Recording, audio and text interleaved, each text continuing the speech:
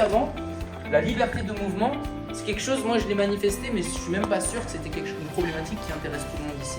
Par contre, là, ce que vous allez écrire, c'est une problématique qui vous parle, quelque chose que vous voulez soulever, une solution que vous voulez apporter, ou un domaine qui vous touche réellement, et qui parle probablement à l'ensemble des personnes qui sont là et au pourquoi vous êtes là.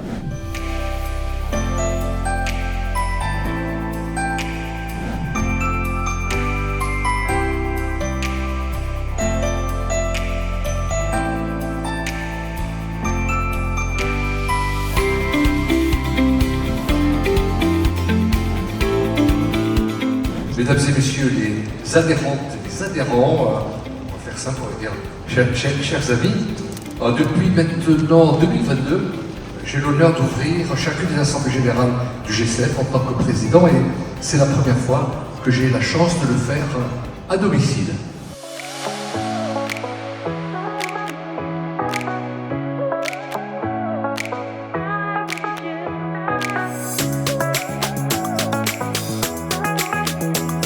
Là, on vient tout juste d'assister à l'Assemblée Générale du G7 2025 qui se tient à Bordeaux.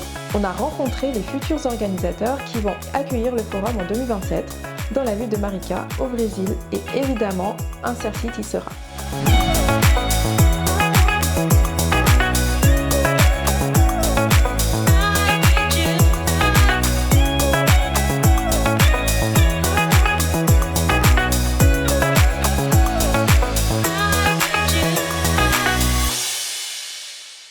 Bonjour, nous nous retrouvons ici au Forum social de l'économie sociale et solidaire 2025. C'est une continuité de nos actions entreprises en octobre 2023 au Forum de GCF de Dakar où nous avons pris part d'un plaidoyer sur l'ESS. Notre intervention sur ce forum était plus que nécessaire car c'est une continuité de nos actions entreprises depuis 2023.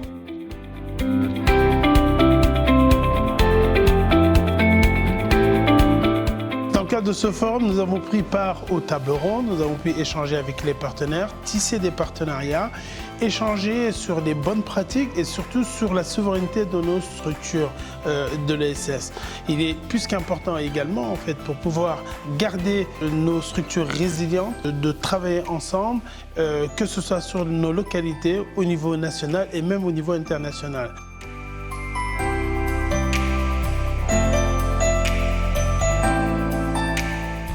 Nous avons aussi participé à l'Assemblée Générale, cette Assemblée Générale qui était très intéressante, où nous avons pu rencontrer les futurs hôtes du Brésil.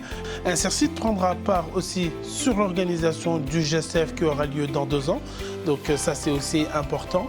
Et dans le cadre de cette organisation, nous comptons aussi en fait embarquer un certain nombre d'acteurs, partenaires avec nous pour rejoindre cette dynamique ESS. Dans les Yvelines, il y a le club Business ESS notamment, avec un certain nombre de structures qui permettent de travailler autour de l'ESS. Et c'est aussi important que tous ensemble soyons au rendez-vous mondial pour pouvoir créer du business, et ça c'est aussi important.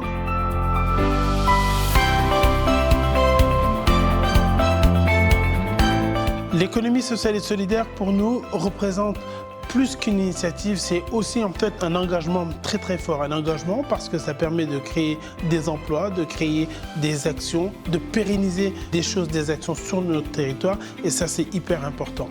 Nous pensons réellement que ce regroupement tel que le Forum de l'économie sociale et solidaire est très important parce que ça permet de mobiliser, d'assurer un plaidoyer au niveau mondial, et notre contribution est plus que nécessaire. Notre présence ici a été intéressante car elle nous a permis de rencontrer d'autres acteurs qui travaillent dans le secteur de l'économie sociale et solidaire, de partager leurs bonnes pratiques, mais surtout de savoir ce qui se passe dans leurs pays respectifs, étant donné que c'est un événement international. Ça nous a également permis d'échanger lors de tables rondes sur des thématiques clés, telles que l'insertion professionnelle chez les jeunes. On a pu observer des discussions autour de la création d'un observatoire africain sur l'ESS. Là, on voit l'impact et l'importance de discuter de tout un tas de sujets autour de l'économie sociale et solidaire.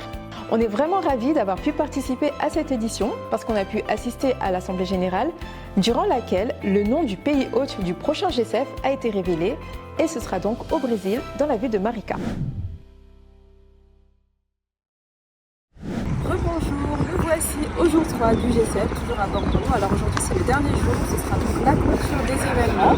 On espère pouvoir assister à pas mal de choses intéressantes. Donc vous allez nous suivre et on va voir ce qu'on va découvrir.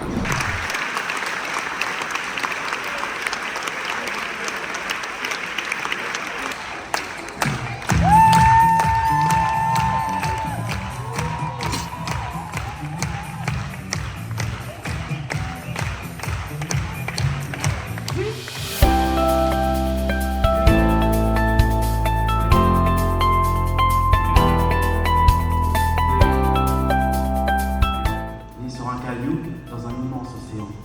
Toi, petit, tu sais ce qui est bon pour toi. Toi, petit, tu sais ce qui est bon pour toi.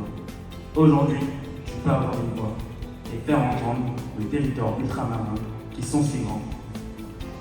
Chaque matin, il allait à l'école le ventre creux, mais le cœur plein d'espoir. Un jour, il s'est effondré doucement, sans bruit, comme une fleur qui meurt sans avoir connu la pluie.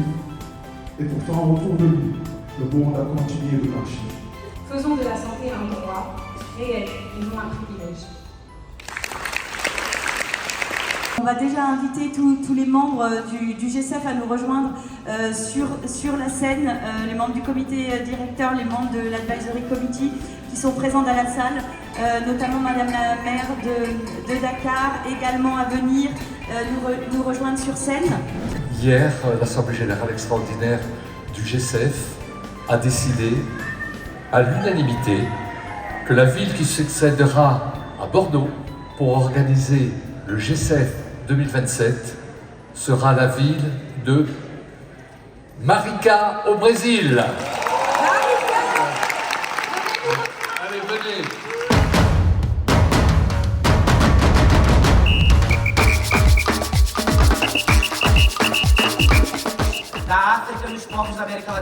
Je suis venue aujourd'hui avec ma chemise que j'ai achetée en Angola quand je suis allée en Angola pour symboliser cette relation fraternelle entre les peuples d'Amérique latine et d'Afrique. Antes de mais nada, eu queria trazer grande abraço do nosso secretário Gilberto Carvalho e do nosso presidente da República, Luiz Inácio Lula da Silva. Avant tout, je voulais amener un grand salut du secrétaire Gilberto Carvalho et du président de la République, Luiz Inácio Lula da Silva. Juventude, através das bolsas para as universidades. Marica investit à l'économie solidaire, au transport gratuit, à la jeunesse, à travers de bourses pour les étudiants universitaires. Donc, mesdames et messieurs, chers amis, dear friends, queridos amigos, il me revient par équipe de conclure ce 7e forum de l'économie sociale et solidaire de Bordeaux 2025 et je vous avoue d'en avoir aucune envie. D'abord conclure quand même. Pourquoi conclure? Nous venons à peine de commencer.